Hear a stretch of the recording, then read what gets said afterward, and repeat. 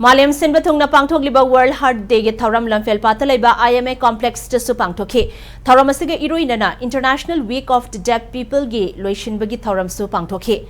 Thauramadu State NCD Division, National Health Mission, Manipurna National Program of Prevention and Control of Deafness Kutsam Nana Sinduna Pangthokhi bane.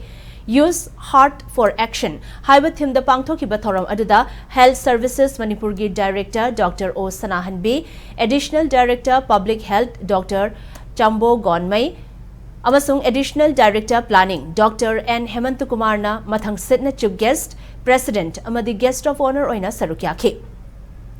Thauramadu Mari Lenana Director O Sanahan Bina, Heart na Mathau Tarak Trabadi, Miyoi Bana Hingduna Lebe Yaroi, Maramasana Miyoi Bana Matam Sang na Hingduna Lege, Hyderabadi, Masap Hana Lehenba Mathautai, Heart Kilena Asi Makal Yamna Yami, Malim Gi Oina Miyoi Bana Sibagi Maramasi, Heart Ki Anabana Maram Oiraga, Sibani Haiki.